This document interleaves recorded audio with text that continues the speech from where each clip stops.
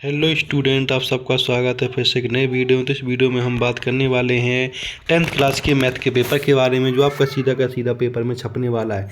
तो बस वीडियो में आपको पूरा का पूरा लास्ट तक देखते रहना है। आपके सारे के सारे प्रश्न यहाँ पर सॉल्व कराए जाएंगे विद आंसर के साथ। और इसका पीडीएफ कहाँ पर मिलेगा, इसका पीडीएफ के बारे में भी आपको वीडियो के लास्ट में बताने वाला हूँ। बस वीडियो को पूरा का पूरा आपको लास्ट तक यहाँ पर देखते रहना है। तो जो आपका यहाँ पर मैथ का पेपर होने वाला है 10th क्लास का, वो पूरा का पूरा यहाँ पर सॉल्व कराया जाएगा। बस वीडियो को आपको पूरा का पूरा लगता है देखना है। चैनल पर पहले चैनल को यहाँ पर सब्सक्राइब कर लेना है। तो आपको यहाँ पर सबसे पहले ऊपर रोल नंबर डाल लेना है, जो आपका यहाँ पर सेट ए होने वाला है। इसके अंदर टोटल 22 क्वेश्चन आपसे पूछे जाने वाले हैं। बस वीडियो में आपको यहाँ पर पूरा का पूरा यहाँ पर आपको बना रहना है। इसके अंदर आपके सामने यहाँ पर देख लीजिए, आपके यहाँ पर सामने जो आपके सामने पेपर का कोड हो जाता है, जहाँ पे हाई स्कूल परीक्षा लिखा हुआ है, जो हाई स्कूल एग्जाम मैथ का होने वाला है आपके सामने। और टोटल 3 घंटे का आपको यहाँ पर समय मिलने वाला है। और टोटल ये पेपर आपका यहाँ पर 75 नंबर का होने वाला है। तो पूरे के पूरे 75 नंबर आपके इसी वीडियो के माध्यम से आने वाले हैं। वीडियो को पूरा का पूरा लास्ट तक देखते रहना। अगर पेपर देने से पहले से 1 से 2 बार इस वीडियो को आपको जरूर देख लेना, जिससे आपके सारे के सारे प्रश्न एकदम क्लियर हो जाएंगे। तो चलो चलते हैं, पहला ऑप्शन देखते हैं। पहला ऑप्शन इसमें क्या पूछेगा उसकी हम यहाँ पे बात कर लेते हैं। तो यहाँ पे आपको सबसे पहले नीचे दिए गए निर्देशों को पढ़ लेना है, जिससे आपके सारे के सारे प्रश्न पूरे के पूरे अच्छे से आपको यहाँ पे याद हो जाएंगे। ठीक है, अब हम बात कर लेते हैं यहाँ पे पहले प्रश्न की। पहला प्रश्न इसमें क्या पूछेगा उसकी बात कर लेते हैं। इसके बाद सारे के सारे प्रश्न की हम यहाँ पे बात करने वाले हैं। बस वीडियो में आपको पूरा देख लीजिएगा, सारे के सारे प्रश्न इस तरह से आपके सामने होने वाले हैं।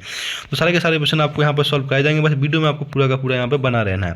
तो इसमें देख लीजिएगा, पहला ऑप्शन पूछा गया है कि सही विकल्प चुनकर लिखिए, जो टोटल 6 नंबर के आपके पूछे जाने वाले हैं। तो पहले में पूछा गया है कि संख्याओं 5, 15, 20 के लिए एलसीएम और एचसीएफ का अनुपात क्या होगा। एलसीएम और इसका एचसीएफ क्या होगा वो आपको यहाँ पे बता देना है। तो इसका एलसीएम और एचसीएफ बताना। तो एचसीएफ इसका क्या हो जाएगा 1 हो जाएगा, और एलसीएम इसका क्या हो जाएगा वो आपको यहाँ पे बता देना है। तो इसका एलसीएम आपका हो जाएगा, क्या हो जाएगा, एलसीएम इसका आपका यहाँ पे हो जाएगा 12। क्या हो जाएगा, एलसीएम इसका 12 नहीं होगा। आपको मैं बता देता हूँ पूरा का पूरा किस तरह से लेना है। तो यहाँ पे आपके सामने एलसीएम हो जाएगा 12 और एचसीएफ हो जाएगा 1। तो यहाँ मतलब एलसीएम आपका 60 आ जाएगा और एचसीएफ आपका 5। इसको काटेंगे तो 5 एकम 5, 5 एकम 5 10। तो इस तरह से आपका यहाँ पे ऑप्शन डी हो जाएगा 12। अब यहाँ पे पूछा गया प्रश्न नंबर दूसरा, जिसमें रेखीय बहुपद ए एक्स प्लस बी का शून्यक होगा। किसका शून्यक होगा वो बता देना। तो ए स्क्वायर अपन में बी, ऑप्शन ए हो जाएगा। इसके प्रश्न नंबर तीसरा पूछा गया। प्रश्न नंबर तीसरे की बात कर लेते हैं। प्रश्न नंबर तीसरे में आपके सामने एक समीकरण दे रखा है। समीकरण का एक अद्वितीय हल होने पर ऐसा है, तो इसमें कहा जाएगा ऑप्शन ए, इसमें भी आपका यहाँ पे आ जाएगा। प्रश्न नंबर 4 देखेंगे। प्रश्न नंबर 4 में पूछा गया है कि AP2 4 6 10 में सर्वत्र अंतर क्या है। तो यहाँ पे आ जाएगा -4। क्या आ जाएगा, -4 आपको यहाँ पे कर देना है। प्रश्न नंबर 5 में पूछा गया कि द्विघात समीकरण में मूलों की अधिकतम संख्या होती है। मूलों की अधिकतम संख्या कितनी होती है, 1 होती है। तो यहाँ पे 1 पे आपको यहाँ पर टिक कर देना है।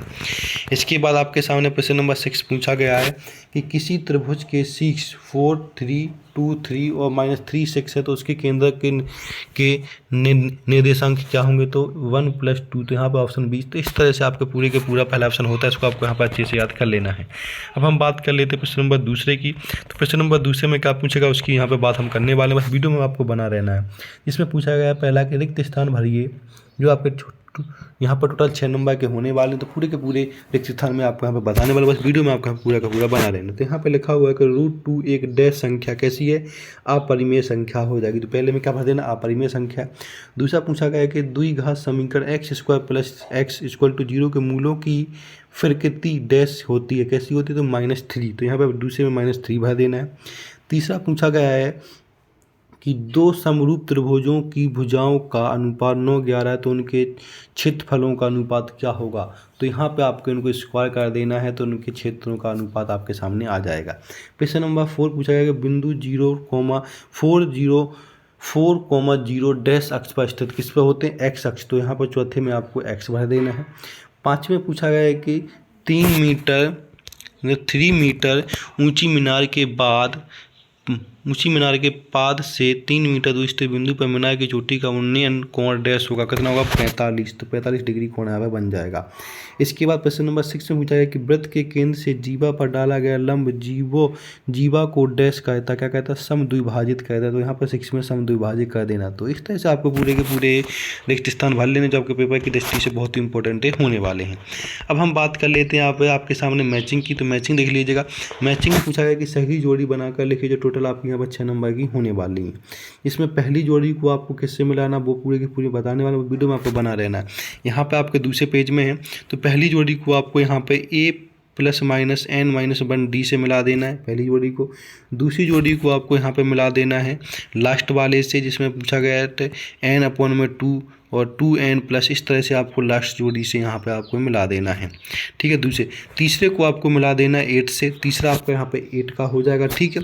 इसके बाद चौथा आपका दूसरे से √3 से हो जाएगा, और पांचवा आपका पाई से हो जाएगा, और 6 आपका यहाँ पे 2 से हो जाएगा। तो इस तरह से आपको पूरी की पूरी मैचिंग मिला लेनी, जो आपके सामने पूरी की पूरी मैचिंग यहाँ पे है। इसका वीडियो रोक कर आप इस मैचिंग को अच्छे से मिला सकते हैं। ठीक है। इसके बाद यहाँ पे इंग्लिश में भी, तो इसमें भी मैं आपको यहाँ पे बता सकता हूँ किस तरह से मैचिंग मिलानी, वो आप यहाँ पे मिला सकते हैं। ठीक है। इसके बाद हम बात करने वाले हैं, तो यहाँ पे हम बात करने वाले हैं आपके सामने नेक्स्ट क्वेश्चन की, जो आपका यहाँ पे प्रश्न नंबर 4 होता है। प्रश्न नंबर 4 में पूछा गया कि एक शब्द या एक वाक्य में उत्तर देना। टोटल 6 प्रश्न आपसे पूछे गए, 6 के 6 प्रश्नों के आंसर आपको इस वीडियो में मिलने वाले हैं। तो यहाँ पर जो सबसे पहला आपसे पूछा गया कि पाइथागोरस प्रमेय का कथन क्या है, इसको देख लें। इसकी पूरी की पूरी परिभाषा आपको PDF के माध्यम से मिलने वाली, तो वहाँ पे आपको इसका आंसर मिल जाएगा। प्रश्न नंबर 2 पूछा गया कि मूल बिंदु से बिंदु x और y की दूरी लिखिए, जो x² + y² रूट में होती है, वो लिख देना है। तीसरा पूछा गया द्विघात समीकरण है वो x + bx + c = 0 के अभिव्यक्ति क्या होते, तो d = b² - 4ac आपको यहाँ पर तीसरे में लिख देना है। चौथे में पूछा है कि उन्नयन कोण को परिभाषित कीजिए, तो इसमें उन्नयन कोण की परिभाषा लिखनी है। इसका भी आपको PDF में आंसर मिल जाएगा, तो PDF आपको पूरा का पूरा यहाँ पर देख लेना है। इसके बाद हम प्रश्न बात करने वाले प्रश्न नंबर 4 की। इसमें पूछा गया कि वृत्त की स्पर्श रेखा वृत्त को कितने बिंदु पर प्रतिभज करती है, तो केवल एक बिंदु पर प्रतिभज करती है। आपको यहाँ पर प्रश्न नंबर 5 पे लिख देना है। प्रश्न नंबर 6 पूछा गया कि वृत्त के क्षेत्रफल का सूत्र लिखिए, तो पाई r² लिख देना। आपको यहाँ पे क्या होता है, वृत्त के क्षेत्रफल। तो इस तरह से आपको प्रश्न नंबर 4 पूरा का पूरा हो जाता है। इसको आपको पूरे का पूरे यहाँ पे अच्छे से याद कर लेना है।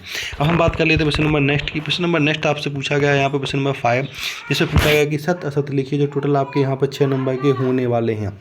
पहला पूछा गया कि यदि दो त्रिभुजों में संगत कोण बराबर हो तो त्रिभुज समरूप होंगे, सत्य असत्य, तो यहाँ पे ये सत्य हो जाएगा। दूसरा पूछा गया कि बेलन का आयतन = 7RH होता है, जहाँ एवं क्रमशः बेलन के आधार की त्रिज्या एवं बेलन की ऊंचाई है, तो क्या हो जाएगा, यहाँ पर सत्य हो जाएगा पहले में। दूसरा भी सत्य, पहला भी सत्य। तीसरा पूछा गया कि वृत्त की परिधि होती है जहाँ वृत्त की त्रिज्या है, सत्य असत्य, ये आपके यहाँ पर असत्य हो जाएगा। चौथा पूछा गया शंकु का संपूर्ण पृष्ठ होता है जहाँ गोले की त्रिज्या है, ये भी आपका यहाँ पर असत्य हो जाएगा। इसके बाद प्रश्न नंबर 5 की बात कर लेते हैं। 5 पूछा गया कि किसी घटना की प्रयोज्यता 1 से अधिक होती है, तो वो क्या है, सत्य असत्य, तो ये भी असत्य हो जाएगा। छठा पूछा गया किसी घटना की प्रयोज्यता ऋणात्मक नहीं हो सकती, तो ये आपका यहाँ पर सत्य हो जाएगा। तो इस तरह से आपको पूरे के पूरे यहाँ पर सत्य असत्य याद कर लें, जो आपके पेपर की दृष्टि से बहुत ही इंपॉर्टेंट होने वाले हैं। अब हम बात कर लेते हैं यहाँ पर नेक्स्ट प्रश्नों की, जो आपके यहाँ पर प्रश्न नंबर 6 से स्टार्ट होने वाले हैं। इनमें से आपसे 2 प्रश्न पूछेंगे, 2 में से कोई प्रश्न कर लेना है, और जो आपका 1 प्रश्न 2 नंबर का यहाँ पर होने वाला है।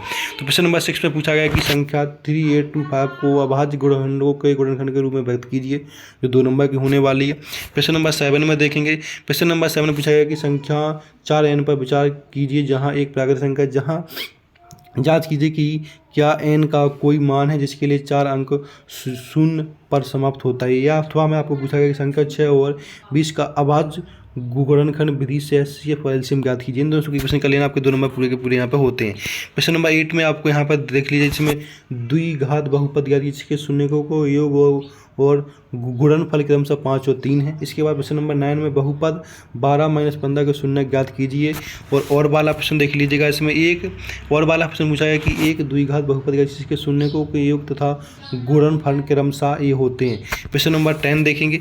प्रश्न नंबर 10 में आपके सामने पूरा का पूरा यहाँ पर पैराग्राफ को पढ़ के नीचे दिए गए प्रश्नों, इसको पूरा का पूरा सॉल्व कर लेना आपको यहाँ पर, ठीक है। प्रश्न नंबर अथवा वाला भी जी आपके लिए सारे प्रश्न बहुत ईजी हैं, इन सबके आंसर आपको PDF के माध्यम से मिल जाएगा। बस वीडियो को पूरा का पूरा आप लगते थे रहना।